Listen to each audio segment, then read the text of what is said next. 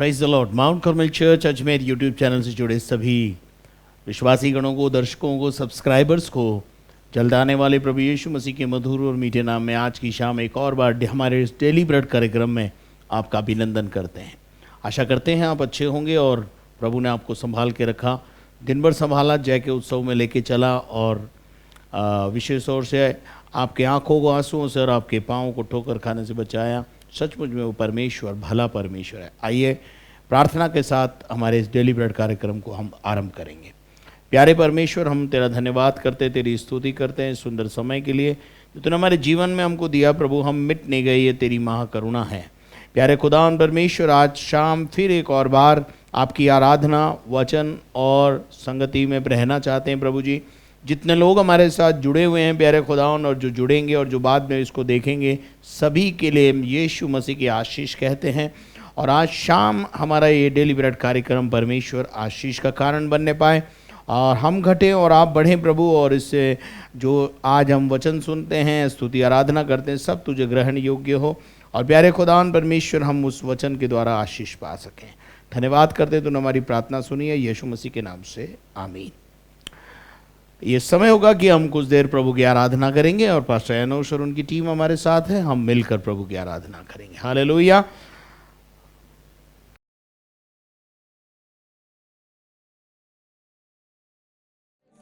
आइए मिलके प्रभु को आराधना चढ़ाएं, उस मीठे नाम को जो जीवन देने वाला नाम है।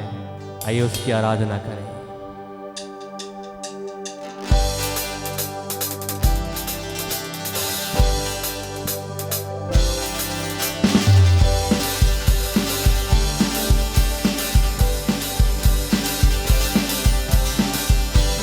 नाम सुखदाई भजन करो भाई, ये जीवन दो दिन का।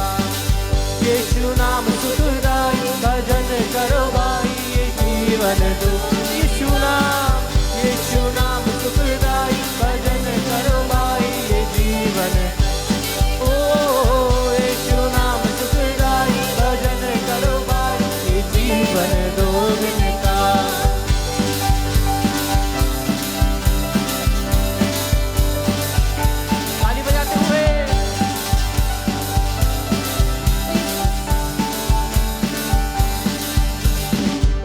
जीवन है चंदन की लकड़ी, ये जीवन है,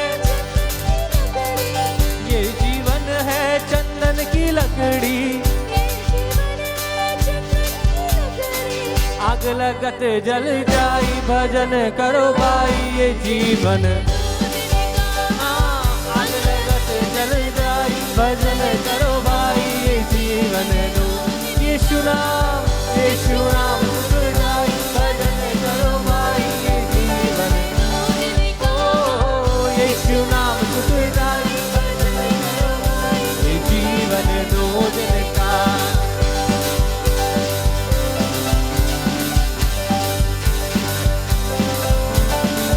ये जीवन है घास का तिनका, ये जीवन है, ये जीवन है घास का तिनका, ये जीवन है। धूप लगत मुरझाई भजन करो भाई, ये जीवन दो दिन का।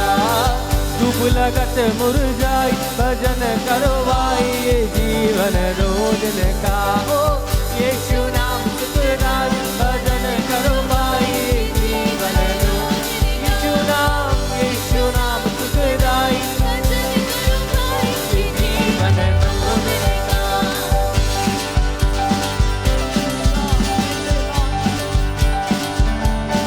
ओ ये जीवन है कागज की पुड़िया, ये जीवन है, ये जीवन है कागज की पुड़िया, ये जीवन है कागज की पुड़िया। हवा लगत उड़ जाई भजन करो भाई, ये जीवन दो दिन का। हवा लगत उड़ जाई भजन करो भाई, ये जीवन दो दिन का। ओ यीशु नाम सुखदाई भजन करो भाई, ये जीवन। ओ यीशु नाम सुखदाई भजन करो भाई, ये जीवन दो दिन का। यीशु नाम सुखदाई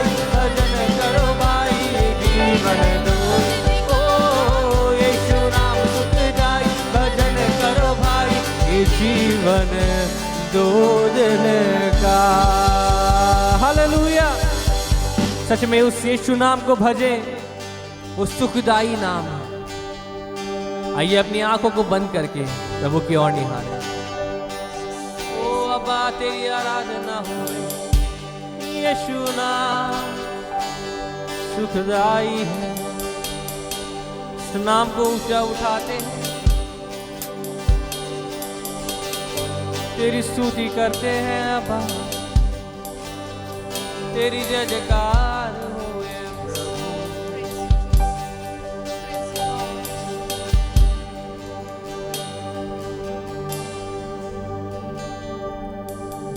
यीशु तेरा नाम है कितना सुंदर, यीशु तेरा नाम है कितना पावन, यीशु तेरा नाम है कितना सुंदर, यीशु तेरा नाम, यीशु तेरा नाम है कितना पावन। तुझ में मिली है हमको क्षमा, तुझ में मिला है नया जीवन, तुझ में मिली है हमको क्षमा, तुझ में मिला है नया जीवन। यीशु तेरा नाम है कितना सुंदर, यीशु तेरा नाम, यीशु तेरा नाम है कितना पावन, यीशु तेरा नाम, यीशु तेरा नाम है कितना सुंदर, यीशु तेरा नाम है कितना पावन। तुझ में मिली है हमको दया, तुझ में मिला है हमें अनुग्रह, तुझ में मिली है हमको दया, तुझ में मिला है हमें अनुग्रह। यीशु तेरा नाम है कितना सुंदर, यीशु तेरा नाम, यीशु तेरा नाम है कितना, ओ हालेलुया। यीशु तेरा नाम है कितना सुंदर, ओ अब्बा पिता, यीशु तेरा नाम है कितना पावन। तुझ में मिली है हमको कृपा, तुझ में मिला है अनंत जीवन, तुझ में मिली है हमको कृपा, तुझ में मिला है अनंत जीवन। यीशु तेरा नाम है कितना सुंदर अब्बा, यीशु तेरा, तेरी आराधना है कितना पावन, यीशु तेरा नाम, यीशु तेरा नाम है कितना सुंदर, ओ अब्बा, यीशु तेरा नाम है कितना पावन। सब नामों में ऊंचा है यीशु नाम, ओ बिगड़ी बनाने वाला यीशु नाम, ओ सुंदर नाम, प्यारा नाम, तेरा नाम को ऊंचा उठाते हैं, ओ यीशु नाम। आइए प्रभु के दास के द्वारा उसके सामर्थ की वचन को सुने, तो परमेश्वर ने हमारे लिए आज के दिन के लिए रखा है, उसके सामर्थ की वचन को सुने। Let Holy Spirit guide us, lead us. प्रभु हमारी अगुवाई करे, परमेश्वर का आत्मा हमारी अगुवाई करे कि हम एक कदम और पवित्रता की दौड़ में कुशलता के साथ दौड़ने पाए।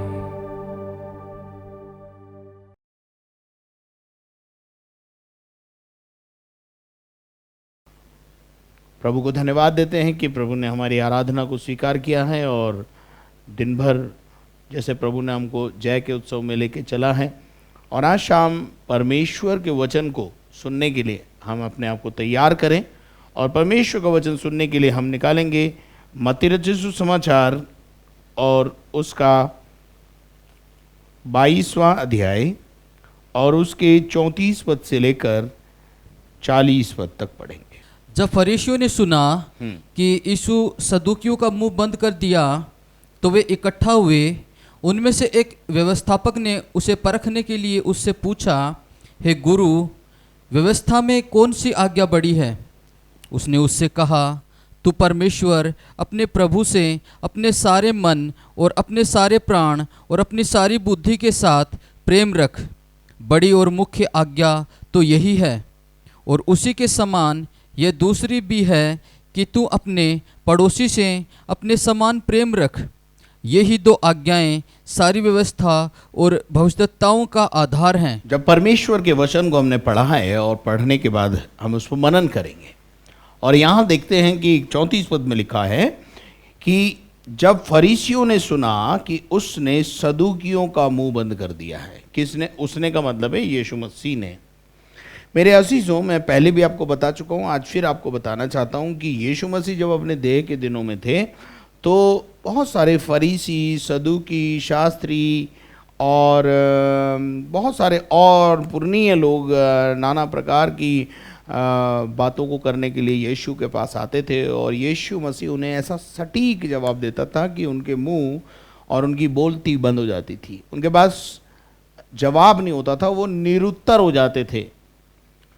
और ऐसा ही यहाँ पर हम देखते हैं कि यीशु मसीह से जो शादी ब्याह के विषय में लोगों, जो सदूकी लोग थे, उन्होंने जब सवाल किया और जब सदूकियों का मुंह बंद कर दिया, सदूकियों को यीशु मसीह के जो उत्तर थे उसके बाद उनके पास कोई सवाल करने को नहीं रहा। और ये बात किसने सुनी? फरीसियों ने सुनी। फरीसी कौन है? फरीसी भी वहाँ के कुछ धर्मगुरु हैं जो अपने आप को धर्मगुरु समझते हैं। अब देखते हैं हम यहाँ पर कि एक तो फरीसी और सदूकी, जिनका अपना अलग अलग विश्वास है। ये अलग अलग विश्वास होने के बाद भी लक्ष्य इनका एक है। क्या आपको मेरी बात समझ में आ रही है? विश्वास अलग अलग है, शिक्षाएं अलग अलग हैं। कोई पुनरुत्थान में विश्वास करता है, कोई पुनरुत्थान में विश्वास नहीं करता है, परंतु इनका एक लक्ष्य है और उस लक्ष्य के लिए ये दुश्मन से भी हाथ मिलाने को तैयार है। और लक्ष्य क्या है? यीशु को पकड़ना, यीशु को फंसाना। जब आपको मैंने बताया कि ये जो पुरनीय थे, सदूकी, फरीसी लोग जो थे, वो जब यीशु के पास गए और उनसे बोला कि अच्छा आप हमें बताइए कि हेरोदेस को हमारे राजा को कर देना चाहिए नहीं देना चाहिए। आपने उसको सुना कि किस तरीके से यीशु मसीह ने फरीसियों की बोलती को बंद कर दिया। तो फिर सदूकी आ गए और अब सदूकियों के मुंह को जब बंद करा तो अब ये दोनों मिलकर आए। अब यहाँ पर बहुत अच्छी बात लिखी है, तो वे इकट्ठे हुए। क्यों? लक्ष्य इनका भी यीशु को पकड़ना है, यीशु को फंसाना है। सदूकियों का लक्ष्य भी यीशु को फंसाना है, पकड़ना है। पर मैं एक बात आपसे पूछना चाहता हूं कि इनको यीशु मसीह से समस्या क्या है ना? ये जानना भी बहुत जरूरी है कि इनको यीशु मसीह से समस्या क्या है। समस्या मेरे प्रिय ये है कि जिन दिनों में यीशु मसीह अपनी देह के दिनों में था और ये फरीसी, सदूकी और शास्त्री और महायाजक और पुरनीय जो लोग इनके पास आया करते थे, भीड़ इनके पास आया करती थी, तो वो भीड़ जो है अब डाइवर्ट हो चुकी है। डाइवर्ट कहाँ हो गई है? यीशु की ओर। क्यों? ये फरीसी, ये सदूकी, ये शास्त्री, ये पुरनिये, ये याजक महायाजक जितने भी थे, सब जो थे वो जब भी किसी का कोई काम करते थे पैसे की बात करते थे। यीशु मसीह जब भी बात करता है मुफ्त में देता है। आज मैं अखबार पढ़ रहा था और मैं देख रहा था कि जो है ऑनलाइन पंडितों की जो है वो फीस को निर्धारित किया गया, ठीक है ना। उसमें काय की फीस थी, मुंडन कराने की फीस थी, उसमें और अन्य जो है शादी करानी है ऑनलाइन तो उसकी भी फीस थी, और मृत्यु हो जाए तो उसकी भी फीस थी, मृत्यु के लिए बाद में जो है शांति हवन हो उसके लिए भी फीस थी। वो एक निर्धारित कर दी गई उनके लिए कि आप इतना इतना ले सकते हैं। और बहुत सारे जो हैं ऑनलाइन पे इस प्रकार के कामों को करने के बाद ले रहे हैं। अब बेचारे पादरी को कुछ नहीं मिलता है। सो कहने का अर्थ यह है कि हम देख रहे हैं कि इनका जो धंधा था, इनके जो काम थे, जो इनके पास भीड़ थी वो आना बंद हो गई।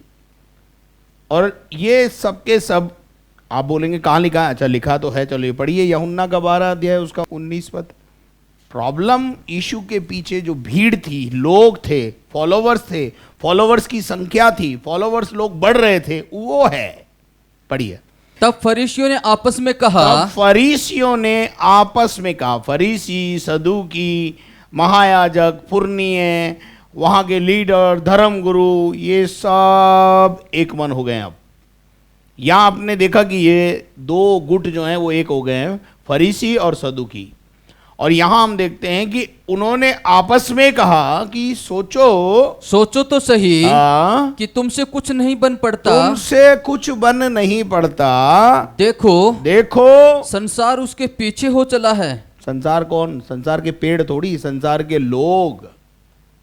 संसार के लोग यीशु के पीछे हो चले, संसार के लोग यीशु के दीवाने हो गए। और आजकल हमको कोई पूछता नहीं है, कोई हमारे पास आता नहीं है, मुंडन कराना है तो अपना भी करवा लेते है ना।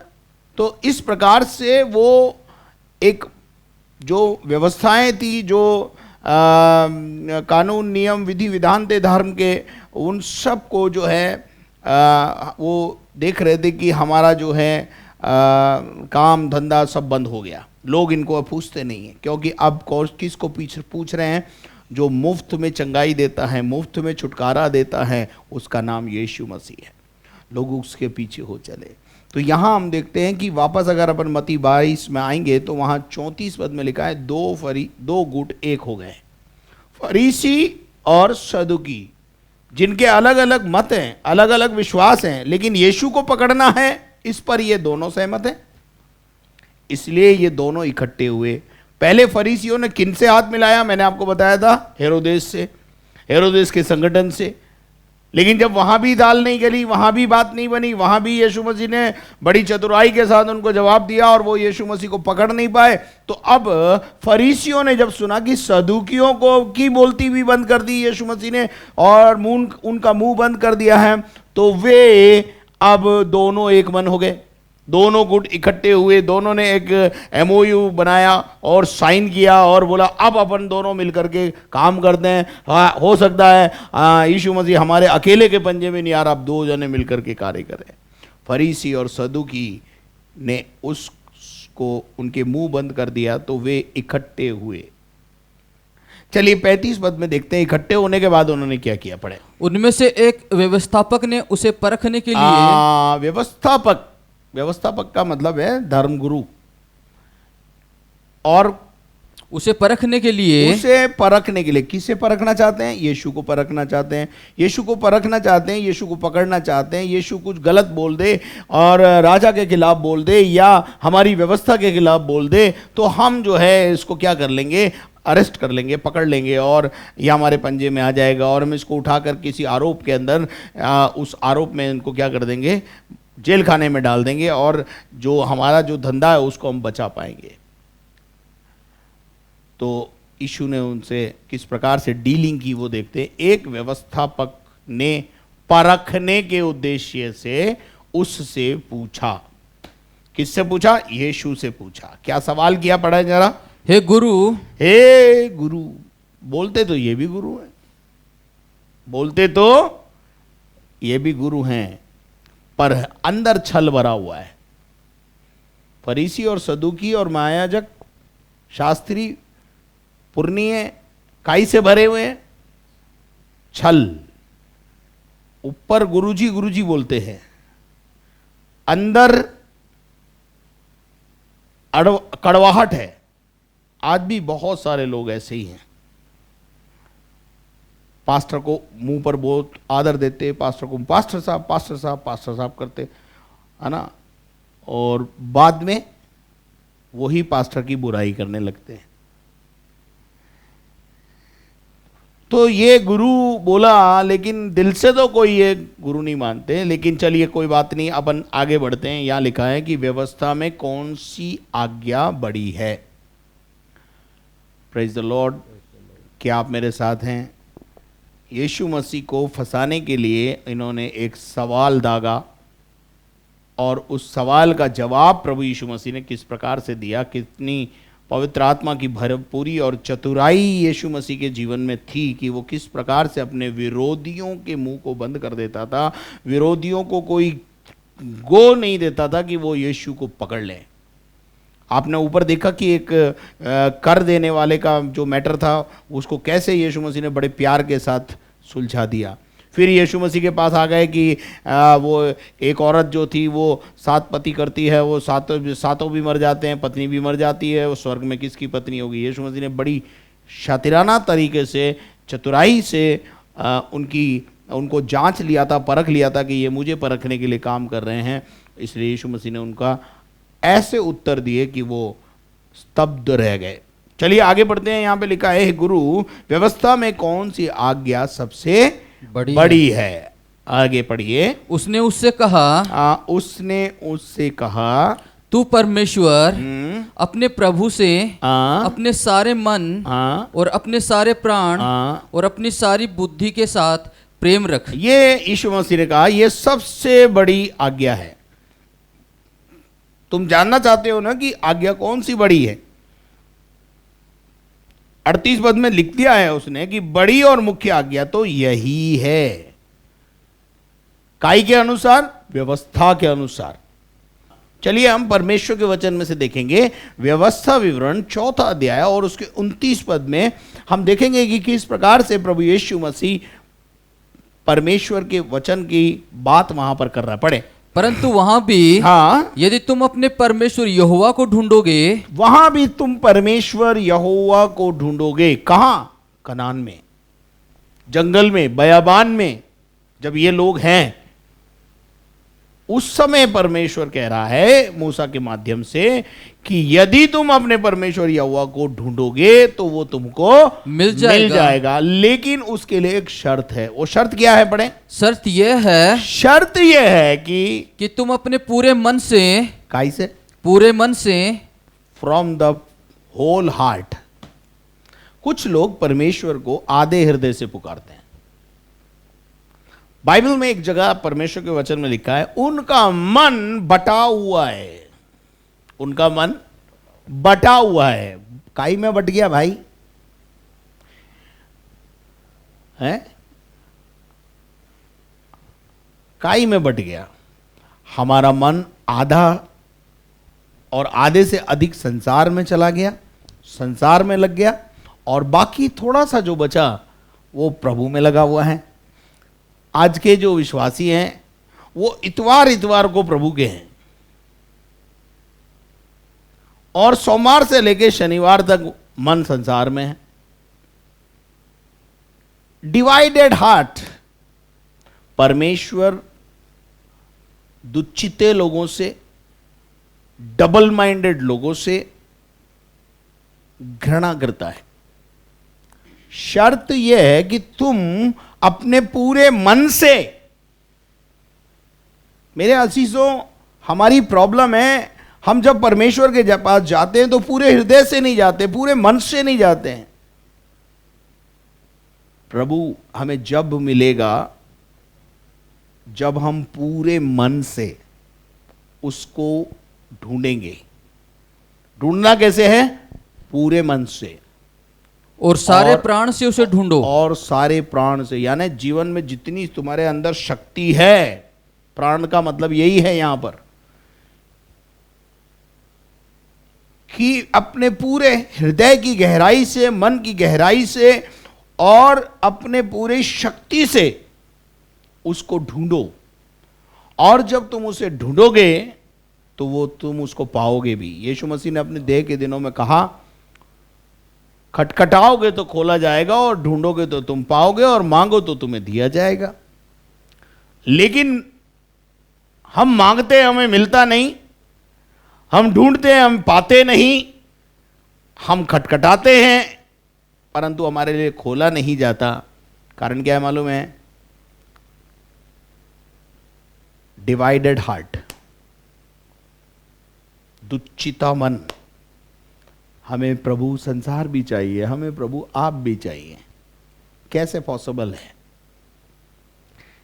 या तो तुम संसार के हो जाओ या तुम प्रभु के हो जाओ।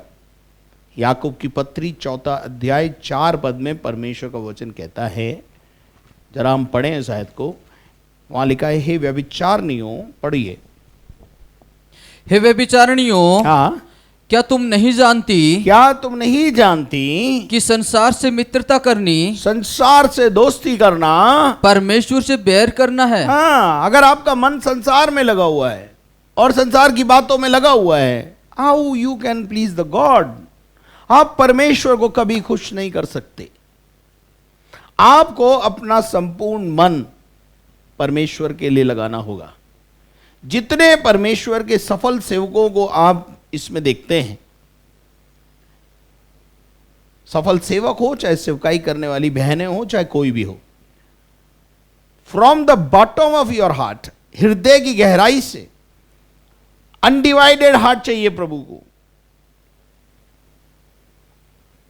हम गीत गाया, जब हमने प्रभु को अपना जीवन दिया, हमने गाया, संसार को छोड़कर सलीब को लेकर, संसार को छोड़कर सलीब को लेकर, संसार को छोड़कर सलीब को लेकर, ना लौटूंगा ना लौटूंगा। क्या छोड़ा आपने? संसार। लेकिन धीरे धीरे विश्वासी के जीवन में फिर से संसार अपना स्थान बना लेता है। फिर से एक समय ऐसा आता है, हम पूरे संसारिक हो जाते हैं। बहुत सारे लोग दौड़ को आत्मा से शुरू करते हैं, दौड़ को आत्मा से शुरू करते हैं और शरीर पर अंत कर देते हैं। इसको बोलते हैं पूरी हृदय से प्रभु के पास नहीं आना। और जितने राजाओं की किताब, इतिहास की किताब में आप पढ़ेंगे, वहां लिखा है कि वो संपूर्ण मन से परमेश्वर के पास आए। जो संपूर्ण मन से परमेश्वर के पास आए उन्होंने कामयाबी को हासिल किया। जो संपूर्ण मन से परमेश्वर के पास नहीं आए, उनको स्वयं को फांसी का फंदा लगा के मरना पड़ा। यीशु मसीह के 12 चेले थे। 12 में से एक व्यक्ति हमेशा होल थिंग इज भैया की सबसे बड़ा रुपया, नाम है यहूदा इस्करियोती। लगे रहे संसार में, प्रभु यीशु भी चाहिए, संसार भी चाहिए। और परिणाम आपको पता है क्या हुआ? लालच की आत्मा ने उसे घेर लिया और उसने अपने गुरु का सौदा कर दिया। आज बहुत सारे लोग हैं जो अपने गुरु को बेच देते हैं, क्योंकि वो सबसे पहले अपना विवेक बेचते हैं। जब उनका विवेक बिक जाता है तो फिर उनको फिर ना माँ दिखती है, ना बाप दिखता है, ना पत्नी दिखती है, ना पति दिखता है, ना गुरु दिखता है। जिसका विवेक ही बिक गया उसका कोई इलाज नहीं। तो मैं आपसे कहना चाहता हूं अपने कॉन्शियस की रक्षा करो। परमेश्वर के वचन में लिखा है व्यवस्था विवरण 4 अध्याय के 9 पद में, सबसे अधिक अपने मन की रक्षा करो। सबसे बड़ी बात बोला ये है, अत्यंत आवश्यक है कि तुम अपने विषय में सचेत रहो सचेत रहो और अपने मन की बड़ी चौकसी करो। और मन की बड़ी चौकसी करो। ये मन जो है ना बड़ा हिल्लेबाज है, धोखेबाज है। इस मन को एक असाध्य रोग लगा हुआ है। और असाध्य रोग क्या है? संसार चाहिए, संसार प्यारा है। देमास संसार को प्रिय जानकर पौलुस और सिलास को और प्रभु परमेश्वर को और उसकी सेवा को छोड़कर चला गया। किसको प्रिय जाना उसने? संसार को। आज बहुत सारे लोग हैं जो संसार को प्रिय जानते हैं।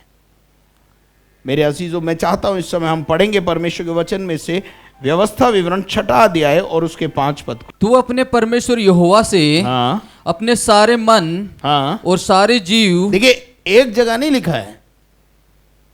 प्रभु उस आज्ञा को जो व्यवस्था में दी गई है उसको बता रहा है फरीसियों को कि सबसे बड़ी आज्ञा तो यही है कि तू अपने परमेश्वर यहोवा से अपने सारे मन, कौन से मन? सारे मन। बोलो सारे मन, बोलिए सब जने, सारे मन और सारे जीव और सारी शक्ति के साथ क्या करना? प्रेम रखना। प्रेम रखना। अब ये सारा मन, सारा जीव और सारी शक्ति के साथ परमेश्वर को प्रेम करना कठिन है या आसान है, ये आप पर डिपेंड करता है। आप जितना संसार को प्रेम करेंगे उतना संसार के कीचड़ में धंसते चले जाएंगे। मैं आपको एक बात बताना चाहता हूं। जब आप कभी किसी पर्वत पर गए हों तो उस पर्वत पर चढ़ने के बाद जब आप किसी शहर को देखते हैं, नीचे बिल्डिंगों को देखते हैं, तो वो बिल्डिंग माचिस के डिब्बों के समान दिखती है। क्यों? क्योंकि आप बहुत ऊंचाई पर जा चुके हैं। आप जब प्लेन में यात्रा करते हैं, प्लेन की यात्रा में आप जब ऊपर, जैसे जैसे आप उड़ते हैं ऊपर की तरफ, आपको ये जो बड़े बड़े मकान, हवेलियां, बड़े बड़े जिनको आपने देखा और जिनमें शायद आप रहते भी हों, उनको अगर आप ऊपर से देखेंगे तो वो आपको बहुत छोटे छोटे नजर आएंगे और आपको लगेगा ये क्या माचिस के डब्बे बना रखे हैं। आपको लगेगा ये बहुत छोटे छोटे हैं। क्यों ऐसा लग रहा है मालूम है? क्योंकि आप अपने जीवन में पहाड़ पर या ऊंचाई पर या प्लेन में अगर आप एक सर्टेन ऊंचाई पर हैं, आध्यात्मिक जीवन में भी जैसे जैसे आपका आध्यात्मिक जीवन ऊंचा होता चला जाएगा, संसार निकलता चला जाएगा। संसार से प्यार, संसार से मोहब्बत आपके जीवन से निकलती चली जाएगी। ये चीजें फानी हैं, आपको लगने लगेगा। ये सब बेकार हैं, व्यर्थ हैं, आपको लगने लगेगा। लेकिन कब? जब आपके आध्यात्मिक स्तर में उन्नति होगी तब। उससे पहले तो यही संसार और संसार की बातें ही प्यारी लगेगी। उससे पहले तो बस संसार ही चाहिए आपको। परंतु मैं आपको कहना चाहता हूं, प्रभु परमेश्वर कहता है कि ये जो संसार है वो फानी है, बेकार है। इस संसार के अंदर मन मत लगाओ। Praise the Lord. उसके बाद एक और आयत हम पढ़ेंगे, व्यवस्था विवरण 10 अध्याय उसका 12 पद। व्यवस्था विवरण 10 अध्याय उसका 12 पद। अब हे इजराइल। अब परमेश्वर कह रहा है, अब हे इजराइल। इजराइल का कौन? इजराइल कौन? परमेश्वर के लोग,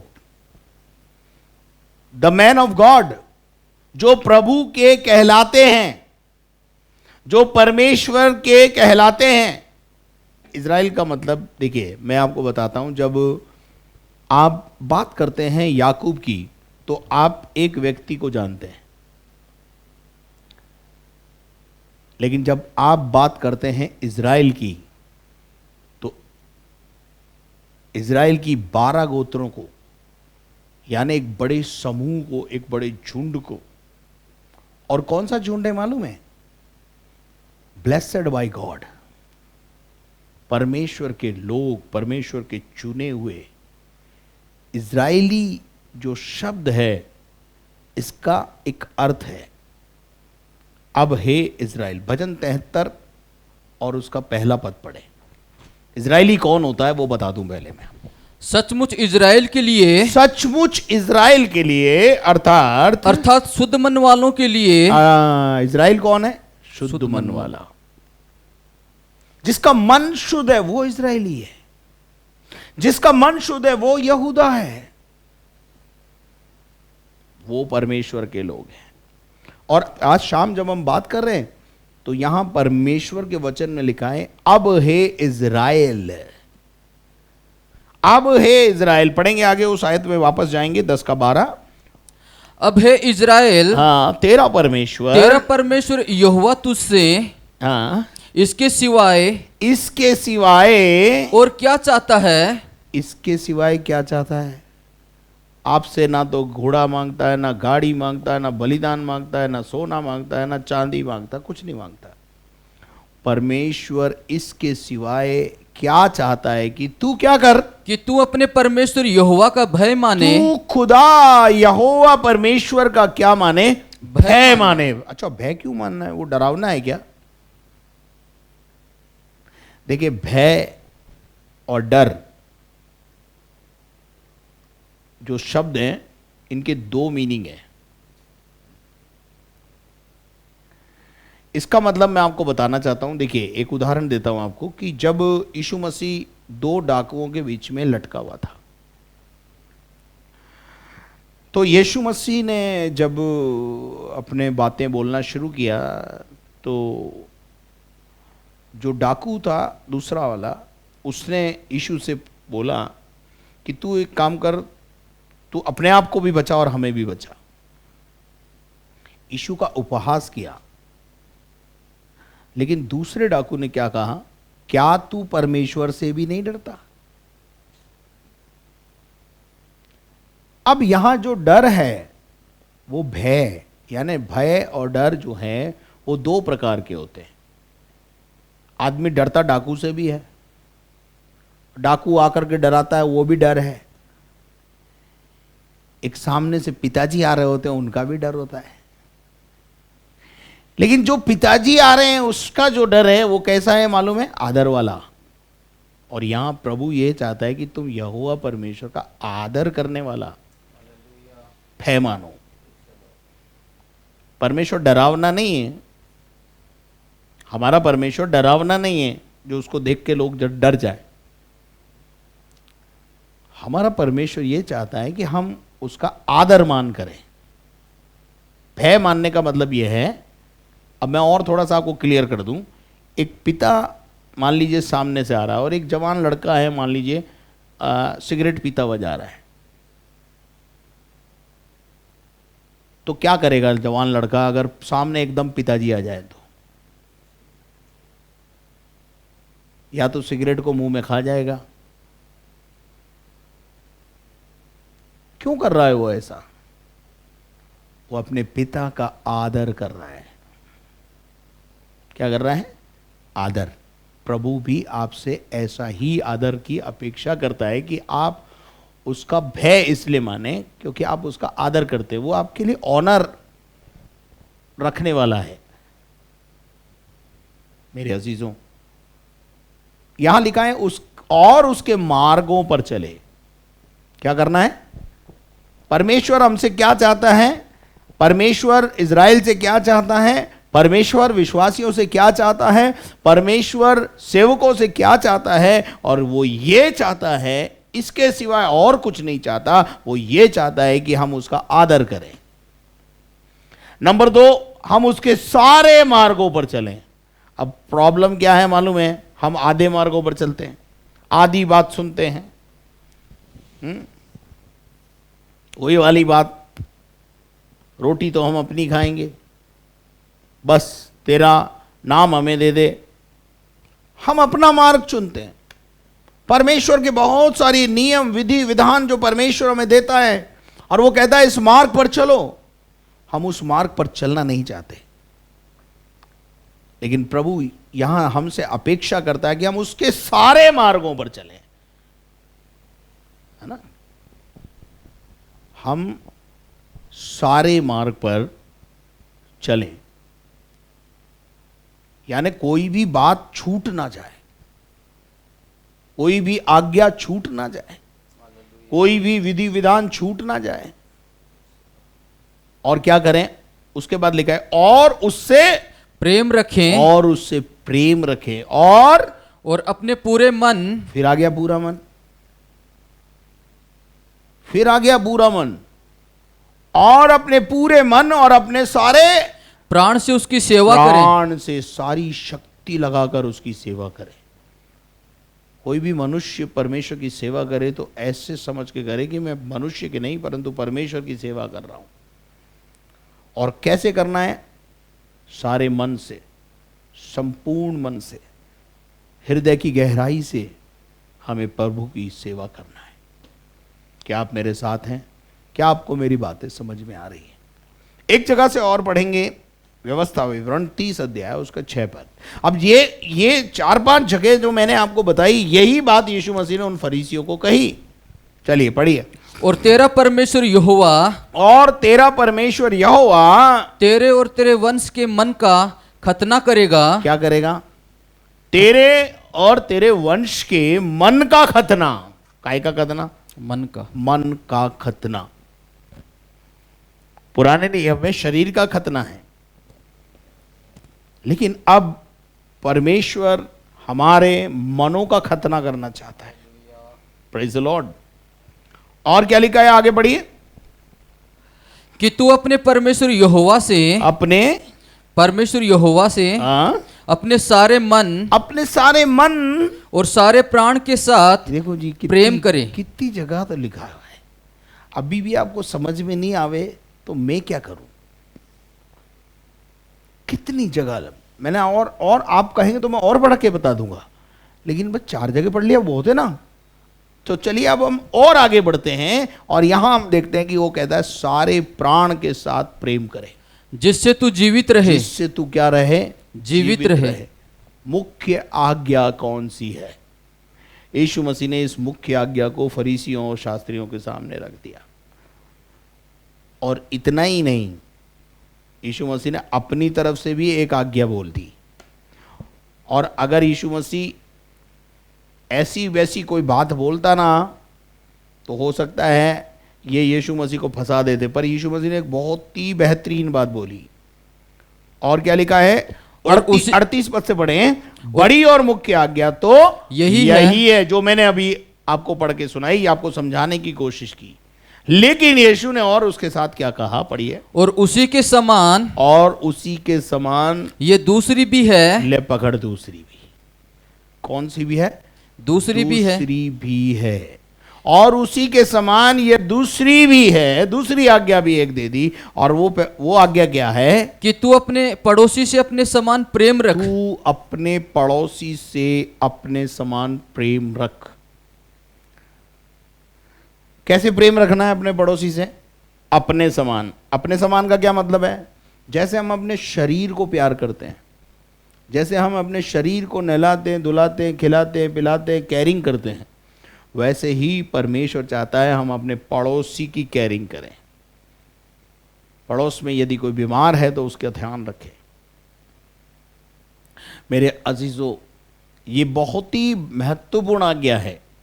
प्रभु यीशु मसीह ने कहा ये बहुत ही महत्वपूर्ण आज्ञा है कि तू अपने पड़ोसी से क्या कर? अपने समान मोहब्बत कर, अपने समान प्रेम कर। मेरे अजीजों, अगर हम अपने पड़ोसी से प्रेम करने के लिए तैयार हैं, और ये आज्ञा किसी व्यक्ति की नहीं है, ये आज्ञा हमारे को प्रभु यीशु मसीह ने दी है, और इस आज्ञा का पालन करना हमारे लिए बहुत ज़रूरी है। और अगर हम इस आज्ञा का पालन करेंगे तो हम परमेश्वर से बहुत आशीष पाएंगे। अगर हम पड़ोसी से मोहब्बत नहीं कर सकते यीशु मसीह ने अपने देह के दिनों में कहा, यदि उस भाई को जिसे तूने देखा है तू उससे मोहब्बत नहीं कर सकता तो तू दूसरे से क्या मोहब्बत करेगा, या खुदा से क्या मोहब्बत करेगा। मेरे अजीजों, खुदा से मोहब्बत करने के लिए हमें अपने पड़ोसी से मोहब्बत करना सीखना पड़ेगा। हमें अपने सताने वालों से प्रेम करना पड़ेगा। हमें अपने दुश्मनों को गले लगाना पड़ेगा। मेरे अजीजों, हम अपनों से मोहब्बत कर सकते हैं, लेकिन जब बात आती है गैरों की, जब बात आती है जिनका हमारे साथ एक ब्लड रिलेशन नहीं है उनकी, तो उस समय हम बैकफुट ले लेते हैं, पीछे कदम ले लेते हैं। मेरे अजीजों, यीशु मसीह के देह के दिनों में यीशु मसीह के पास एक व्यवस्थापक ने आकर पूछा कि अनंत जीवन पाने के लिए मैं क्या करूं। देखेंगे हम लूका का 10 अध्याय और उसके 25 पद में यही दृष्टांत है, लेकिन उसमें थोड़ा सा ये जो आज्ञा दी गई है इसके विषय में थोड़ा सा और आगे बढ़ाया गया है इसको, इसलिए मैं वहां पे आपको लेके गया हूं। लूका 10 का और 25 से पढ़ें। और देखो, हाँ, एक व्यवस्थापक उठा हाँ, और यह कहकर उसकी परीक्षा करने लगा, हाँ, हे गुरु, हाँ, अनंत जीवन का वारिस होने के लिए हाँ। मैं क्या करूं? चलिए। उसने उससे कहा, व्यवस्था में क्या लिखा है? हाँ, तू कैसे पढ़ता है? हाँ, उसने उत्तर दिया, जी, तू प्रभु अपने परमेश्वर से हाँ। अपने सारे मन। अब वही बात है। अब यीशु मसीह इस व्यवस्थापक को भी यही कह रहा है, अपने सारे मन और सारे प्राण और अपने सारे प्राण और अपनी सारी शक्ति और अपनी सारी शक्ति और अपनी सारी बुद्धि के साथ अपनी सारी बुद्धि के साथ प्रेम रख और अपने पड़ोसी से, देखिए यहाँ पर भी वही बात यीशु ने कही, अपने पड़ोसी से अपने समान प्रेम रख। अपने समान मोहब्बत कर। शास्त्रियों को, फरीसियों को, सदूकियों को, व्यवस्थापकों को यीशु मसीह के पास जो आते थे, यीशु को परखने के लिए आते थे, ये कोई इनका उद्देश्य ठीक नहीं था। ये तो यीशु को फंसाकर अंदर बाहर करना चाहते थे। ये तो इनका उद्देश्य ये था कि यीशु गलत बोले और हम इनको उठा करके अंदर बंद कर दें, ताकि जो भीड़ इसके पीछे जा रही है, जो इसके अनुयायियों की संख्या बढ़ती जा रही है, वो रुक जाए। और फिर क्या हुआ, पढ़िए आगे। जब इसने ये कहा कि अब अपने पड़ोसी से अपने समान मोहब्बत रख, तो इस व्यवस्थापक ने एक और सवाल कर दिया यीशु मसीह से। उसने उससे कहा, हाँ, तूने ठीक उत्तर दिया, आगे, यही कर तो तू जीवित रहेगा। आगे। परंतु उसने अपने आप को धर्मी ठहराने की इच्छा से यीशु से पूछा, तो मेरा पड़ोसी कौन है? अब व्यवस्थापक ने यीशु मसीह से एक सवाल किया। यीशु ने कहा अपने पड़ोसी से अपने समान मोहब्बत कर, तो सवाल उठ के आ गया, मेरा पड़ोसी कौन है?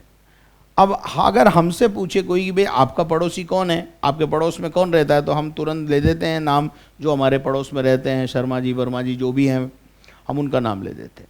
लेकिन यीशु मसीह ने पड़ोसी की डेफिनेशन थोड़ा अलग हट के दी है। और वो क्या डेफिनेशन है, जरा पढ़ेंगे आगे। यीशु ने उत्तर दिया, हाँ, एक मनुष्य यरूशलेम से हाँ, यरीहो को जा रहा था, जल्दी जल्दी पढ़ दीजिए। कि डाकुओं ने घेर कर, डाकुओं ने घेरा, उसके कपड़े उतार लिए, आगे, और मार पीट कर हाँ, उसे अधमरा छोड़कर चले गए। चलिए आगे। और ऐसा हुआ हाँ, कि उसी मार्ग से एक याजक जा रहा था। उसी मार्ग से एक याजक, तुम्हारा जैसा एक व्यवस्थापक, तुम्हारा जैसा एक धर्म गुरु जा रहा था, परंतु उसे देखकर, और वो हेल्प हेल्प हेल्प कर रहा होगा, और ये उसे देखकर कतरा कर चला गया। चले गए। ये है व्यवस्थापकों का हाल, ये है आज के याजकों का हाल। और इसी रीति से एक लेवी, उसी बाद में उसके बाद लेवी गोत्र का एक व्यक्ति उस जगह पर आया। हाँ, गाने बजाने वाले, आराधना कराने वाले लेवी गोत्र का एक घराने का एक व्यक्ति आया, और उससे क्या किया, वह भी उसे देख के हाँ, कतरा कर चला गया। ये जो गाने बजाने वाले हैं ना लेवी गोत्र के, उनसे मैं कहना चाहता हूँ, भाई गिटार बजाने में मत रहो, ऑर्गन बजाने में मत रहो, थोड़ा सा समाज की तरफ थोड़ा सेवा वेवा कर लो, थोड़ा तरस रखो अपने अंदर, थोड़ी सी तरस भी है। लेकिन यहाँ हम देखते हैं कि लेवी भी आया बहुत आराधना कराता है, हालेलुया हालेलुया, लेकिन बाद में जब सड़क पर किसी को तड़पता हुआ देखा तो कतरा कर चला गया। यह है आज के याजकों और लेवियों का हाल। चलिए आगे बढ़िए। परंतु एक सामरी यात्री परंतु उसके बाद वहां पर एक सामरी आदमी आया, वहां आ निकला, वहां आया और उसे देखकर तरस खाया, क्या किया? उसे देखकर उस पर तरस खाया और उसने उसके पास आकर उसके घावों पर तेल और दाखरस डालकर पट्टियां बांधी और अपनी सवारी पर चढ़ाकर सराय में ले गया और उसकी सेवा टहल की। क्या की? सेवा टहल की। और उसके बाद क्या हुआ?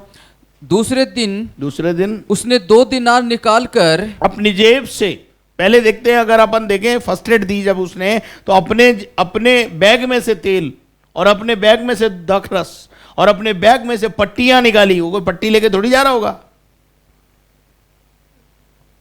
उसने उस व्यक्ति की हालत को देखकर उस पर तरस खाया और अपने खजाने में से कुछ निकाल कर उसको मलहम पट्टी बांधी। हमारा प्रॉब्लम क्या है मालूम है? चमड़ी जाए पर दमड़ी नहीं जाए, और आके हालेलुया, बेकार है, सब व्यर्थ है। तुम्हारा गिटार बजाना, तुम्हारा ऑर्गन बजाना, तुम्हारा हाथ उठा के नाच के आराधना करना और कराना सब व्यर्थ है, अगर हमारे दिल में तरस नहीं है तो। आगे पढ़िए क्या लिखा है। उस भटियारे को बुलाकर उससे कहा, इसकी सेवा टहल करना। वहां देखते हैं हम, सराय में ले गया और उसकी सेवा टहल की, रात भर उसके साथ समय बिताया, अपने कार्यक्रमों को पोस्टपोन किया। शायद हो सकता है बहुत ही इंपॉर्टेंट काम से जा रहा होगा, लेकिन उसने कहा नहीं, पहले प्राथमिकता इस घायल व्यक्ति को देना है। और उसके बाद क्या हुआ? दूसरे दिन उसने 2 दिनार निकाल कर अपने जेब से 2 दिनार और निकाले और सराय के मालिक को दिया और कहा, इसकी सेवा टहल करना। इसकी क्या करना? सेवा टहल करना। सेवा टहल में कोई कसर मत रखना, और जो कुछ तेरा और लगेगा, मैं जानता हूं इससे काम नहीं चलेगा, और लगेगा तेरा, वह मैं लौटने पर तुझे भर दूंगा। जिस उद्देश्य से जा रहा हूं वो उद्देश्य पूरा करके जब मैं लौट के आऊंगा तो मैं तुझे दूंगा, मैं तेरा सब कुछ भर दूंगा। मेरे अजीजों, अब इस व्यवस्थापक से यीशु मसीह ने पूछा, इस कहानी को सुनाने के बाद, पढ़िए। अब तेरी समझ में जो डाकुओं में घिर गया था, जो डाकू से घिर गया था, इन तीनों में से उसका पड़ोसी कौन ठहरा? याजक, लेवी या सामरी? इन तीनों में से अब तू बता व्यवस्थापक, तू बहुत बुद्धिमान है, तो तू बता कि उसका पड़ोसी कौन ठहरा? उसने उससे कहा वही जिसने उस पर दया की। जरूरतमंद को देखकर उस पर तरस खाना एक सच्चे पड़ोसी का निशान है। यीशु ने उससे कहा, जा तू भी ऐसा ही कर। क्या आज शाम आप ऐसा करते हैं? आपका पड़ोसी कौन है? हर वो नीडी पीपल आपका पड़ोसी है, हर वो घायल व्यक्ति आपका पड़ोसी है, हर वो व्यक्ति जो सड़क पर घायल अवस्था में मदद की गुहार कर रहा है, वो आपका पड़ोसी है। आपको उससे प्रेम करना है, चाहे वो आपके घर से 10 किलोमीटर दूर रहता हो, 25 किलोमीटर दूर रहता हो, 70 किलोमीटर दूर रहता हो। दूरियां महत्व नहीं रखती हैं। आपके जीवन में तरस होना बहुत जरूरी है। मेरे अजीजों, यीशु ने उससे कहा, जा तू भी ऐसा ही कर। एक आयत पढ़ें ब्रदर, लेवावस्था 19 अध्याय और उसके 18 पद को पढ़ें। हम अंत के दौर में चल रहे हैं, पढ़िए। पलटा वल्टा नहीं लेना, और ना अपने जाति भाइयों से बैर रखना। अपने जाति भाइयों से क्या नहीं रखना है? बैर बैर नहीं रखना है। और परंतु एक दूसरे से एक दूसरे से अपने ही समान प्रेम रखना। ये लो एक नई आज्ञा, पड़ोसी की आज्ञा तो है ही, लेकिन एक नई आज्ञा, एक दूसरे से अपने समान प्रेम रखना, प्रेम रखना। मैं यहोवा हूँ। मैं यहोवा हूं। कौन कह रहा है ये आज्ञा? कौन दे रहा है? परमेश्वर। एक और आयत निकाल के पढ़ेंगे, पहला यूहन्ना 4 अध्याय और उसके 20 पद को। यदि कोई कहे यदि कोई कहे मैं परमेश्वर से प्रेम रखता हूँ यदि कोई कहे मैं परमेश्वर से प्रेम रखता हूं और अपने भाई से बैर रखे और अपने भाई से बैर करे, तो वह झूठा है। तो वो क्या है? अगर आप पहला यूहन्ना 4 अध्याय पूरा पढ़ लेना, आपको जब अच्छे से समझ में आ जाएगा कि भाई से प्रेम करना, पड़ोसी से प्रेम करना, परमेश्वर से प्रेम करना कैसा होता है। यहाँ लिखा है यदि कोई कहे कि मैं परमेश्वर से प्रेम रखता हूं और अपने भाई से बैर करे तो वो झूठा है, उसका दावा झूठा है। क्योंकि जो कोई अपने भाई से जिससे उसने देखा नहीं प्रेम रखता है, वह परमेश्वर से जिससे उसने देखा नहीं है प्रेम कैसे रख सकता है? जो हमारे साथ हैं हम उनको प्यार नहीं कर पा रहे, और जिसे हमने कभी देखा ही नहीं, आई लव यू गॉड, क्या मतलब है? जो गॉड ने बनाया है, गॉड ने बनाया, उसको तो प्रेम कर लो। ये बात बहुत जरूरी है कि हम इस बात को समझें कि जिसने हमें और आपको बनाया है, उस परमेश्वर को हमने कभी देखा नहीं है।